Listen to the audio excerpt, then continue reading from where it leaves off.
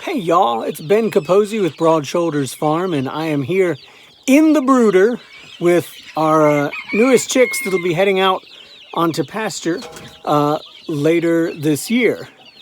And I'm going to give you guys a quick tour of our chicken operation.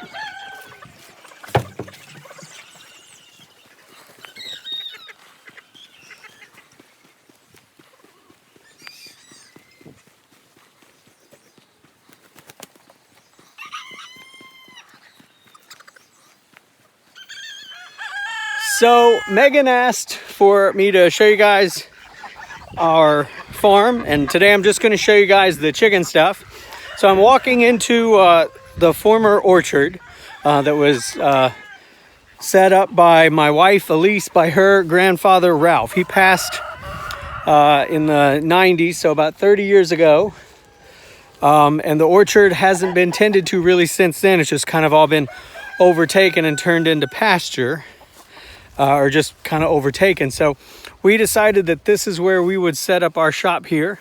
We started up in 2018, and we're slowly rejuvenating the orchard, renovating it, and we're using chickens to do it.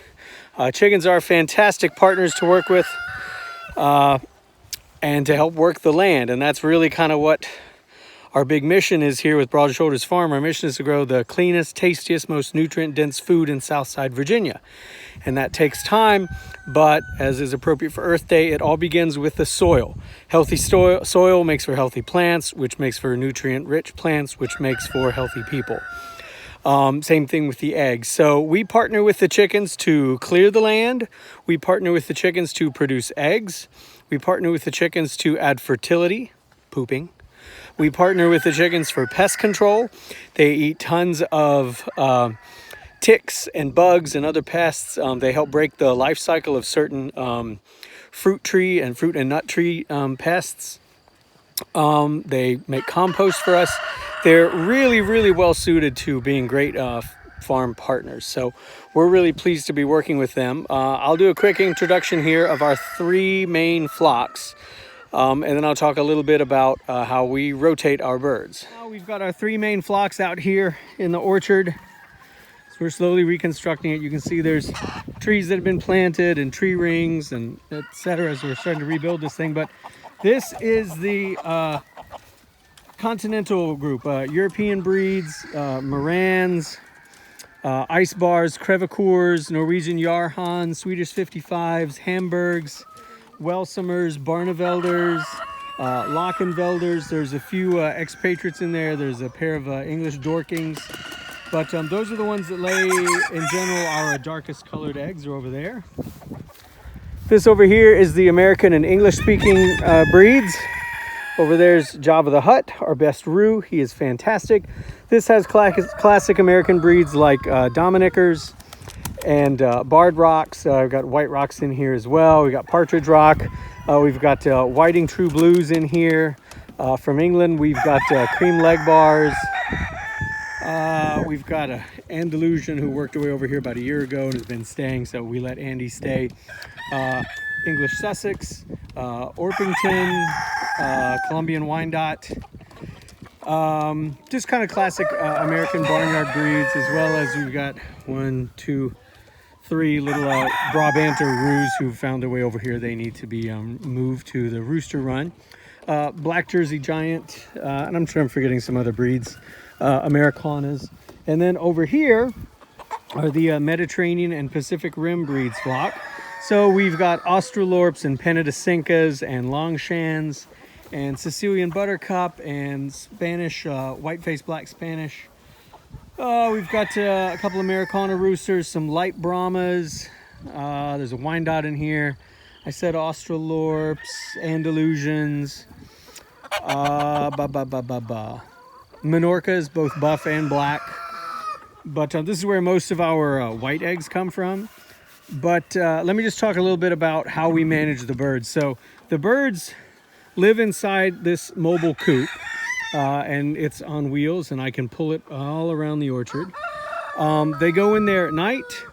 I close up the door, then in the morning I let them out. But they roam inside this electric fencing. We have mobile electronet fencing from Premier One.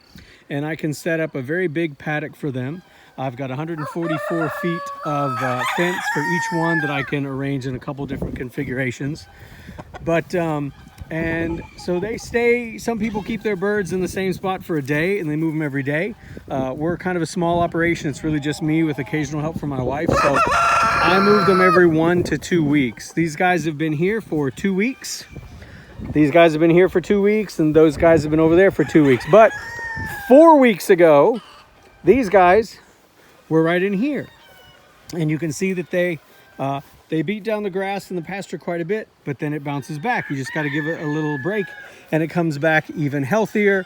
While they're in here, they're eating bugs, they're eating weeds, they're feasting on the grass.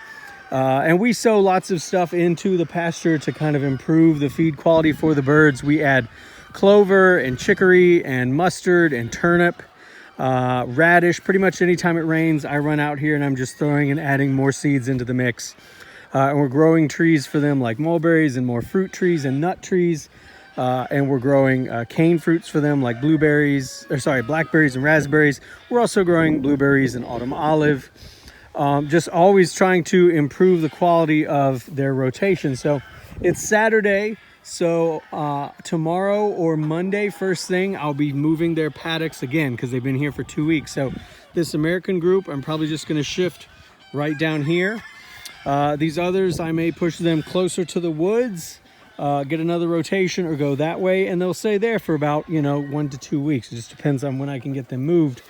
But in this way, they're always having access to something interesting for them, to fresh grass, fresh weeds, and it gives the land a chance to rest because they're dropping a ton of nitrogen every time they're in one of these paddocks, which makes the grass more lush, makes the trees happier, etc., etc. That's our rooster run. All our birds are guaranteed lifetime employment. They've got a really strong union. So we continue to work with them. We keep the roosters for breeding stock. We've got close to, well, right now we're at probably 50 different breeds of chicken. We don't have hybrids like ISA Browns or production reds or anything like that. We go with heritage or critically endangered breeds as listed on the Livestock Conservancy. We like to go with breeds of birds that can reproduce on their own, that reproduce that are a true and distinct breed, and that produce wonderful eggs. You can see all the wild turnip or turnip that's just naturalized there. The birds spent their whole winter actually under these apple trees and autumnberry back here, and they just, decimated all this. They brought it down to like the surface of the moon, which is what I wanted. And as soon as we moved them off and it rained, went back in, I threw in kale and other things, brassicas, mustard, clover, all that stuff like I was saying. All that will continue to grow here. There'll be berries from the autumn olive tree. The black wild raspberries back there are already flowering. The apples have already already got their flowers, and I can see little apples forming on different ones. There's a couple escapees there in the back. Looks like Chow, my blue Longshan rooster, and probably a Hamburg hen that are out running around today. But this is how we produce what we think are some of the best eggs around. The birds are eating nutrient-rich food. They have an excellent quality of life. And we think that happy, healthy hens make for happy, healthy eggs. And so we're just kind of constantly working to improve things here. I hope that this has been informative. And if you have any questions, feel free to post them wherever Megan posts this. Share this video with your friends if you're looking for eggs. We do very colorful arrangements of dozens of eggs. We also do bantam chicken eggs, standard breed chicken eggs. We also do duck eggs, and seasonally we have goose eggs available. Right around tax days when the geese kind of stop laying, so they're closing up the end of their season right now, but we certainly have a bunch of them. But if you have any questions, please let me know. Feel free to like and follow our page on Facebook. I'm also pretty active on Instagram, and I've got a YouTube channel. Happy Earth Day. The Earth is an amazing partner. If you try to fight the Earth and natural processes, I feel like it's always a losing battle. So it's best to kind of embrace the Earth and natural processes and work with the right trees you've got, the right plants you've got, the right livestock you've got to just make things better. And that's what we're trying to do. Happy Earth Day.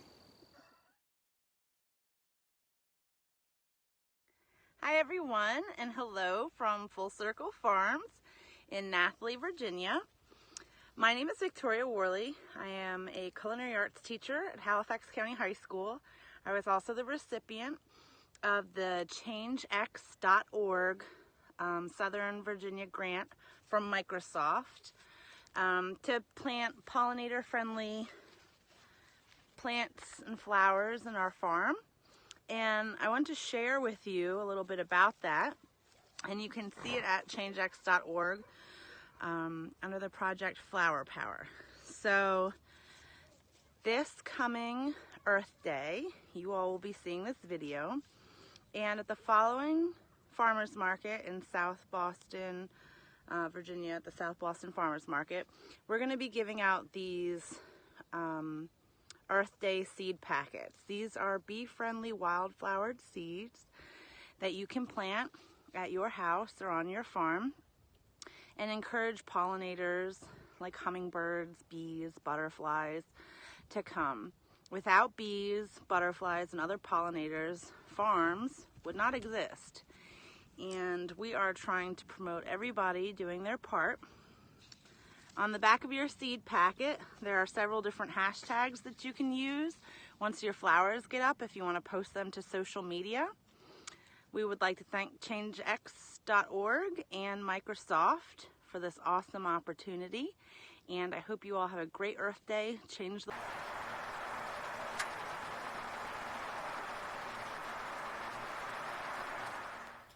Hello, I am Kimberly Rich. I'm the president of the Downtown South Boston Farmers Market, and this is, what's your name? Sydney. All right, we are going to do a planting demo of how to fill a large pot. You do a thriller, which is a tall plant, a filler, which is a plant that spreads out, and then a spiller, something that hangs over. So first of all, we have gotten all the weeds out of our pot, right, Sydney? Right. Now we need to add some more dirt to it, correct? Yes. All right, can you hold the trowel, please? Yep. All right, step over to the side so Mommy can pour some dirt in. Mommy, Yes. this time I'm going to speak dressed. All right. This time you and me can speak dressed, okay? All right. A little bit more, right? Right. Oh, Wait. Let's do this. that's enough. Thank you. Let's finish the All right. So now we've gotten it to where there's about 2 inches from the top. It's nice and packed down, right, Sydney? All right. So now we have 4 different types of plants. Come here, booger butt. Yes. We have a coleus, which we have is a Coolio. which gets very tall, gets about 2 foot tall.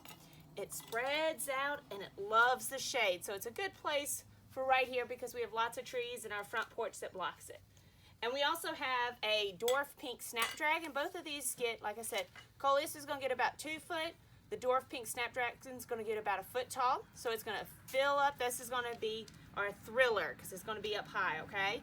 So we're going to plant 2 of each one of these in the back of our pot. Come here, Sydney, with your trowel. Okay. All right. Can you dig a small hole right there for one of our coleuses? Use your trowel. It's not my trowel, it's a funny hole trowel. All right, good. All right, then you see the roots? We're going to just break them up just a little bit, just to give them so they can spread out. I'm going to put it in the hole. All right, Sydney, let's bring the dirt back around it and push it down. This is going to be dirty work. All right, now I need you to dig another hole right here beside it. Good job. All right, we're going to break up those roots just a little bit. Stick it in. Push it down. Now we're going to put one of the dwarf pink snapdragons on either side of the coleus. So can you dig me a hole? Be careful, don't throw the dirt out. There. Beautiful. Break up our roots. Stick it in the hole. Can you go dig another hole on that side, please, for me? Yes, I will. Thank you. All right. Good job. There. One more time. Good. All There right. you go. There. Good. All right. So those are our, watch out the way, Sydney. So those are our thrillers because they're going to get big and tall. Now, we're going to plant some hypoistus. which is another shade-loving plant that this really doesn't flower much. It's more of just like the coleus, just a big bushy plant. Loves the shade, and it comes in reds, whites, and pinks. All right, Sydney, which one do you want to plant first? You want a red, a white, or a pink? Red, white, and pink. You want to do all of them. All right. So I need you to come dig a hole right here. This is nice work. Yeah. All right. Now just pull it up. Remember, we don't want to dig up our other flowers that we've done. Mama. All right. Step to the side so the camera can see. They want to be able to see what we're doing. All right. So we push it in. Got to pack it down. Now we're going to put a hole here and here And for remember. the other hypoistus. We're going to do it pink and white now, right?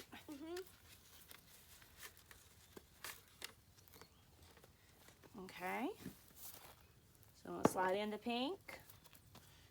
All right. I need another hole, please. Oh. Thank you.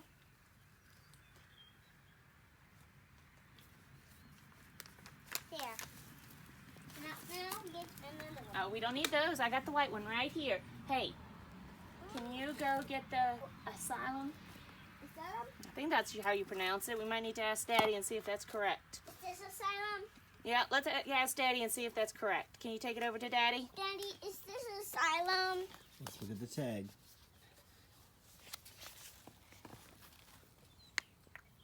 How would you pronounce it? Alyssum. Alyssum. See? I knew Daddy could pronounce it better than Mommy. All right, now, so we're going to put 3 of these up front. You need to move to the side so they can see, please. All right, look. So Look at same. the sunset, Mom. Beautiful. So look here. I need you to dig a hole here, here, and right where your trowel is. So you can dig a hole.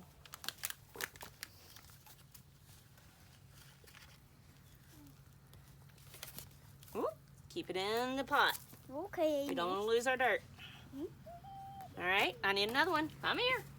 Ooh, wow. All right, so we're going to do another one here. Excuse me, Boomer. Excuse me. Wow.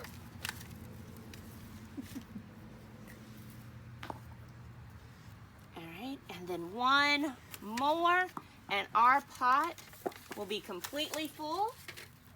And in a few weeks, They're gonna grow up they'll be nice and full. Excuse me, please. and grow up. All right, now, Sydney, after we plant, what are we supposed to do next? Water. Water it, and we didn't bring our watering can. But next you would water it really well, and we need to water it every day for a week or so until the roots get settled, and then we can start watering it every couple of days, okay? And then it will grow big as us. All right, come visit us at the downtown South Boston Farmers Market. Thank you so much.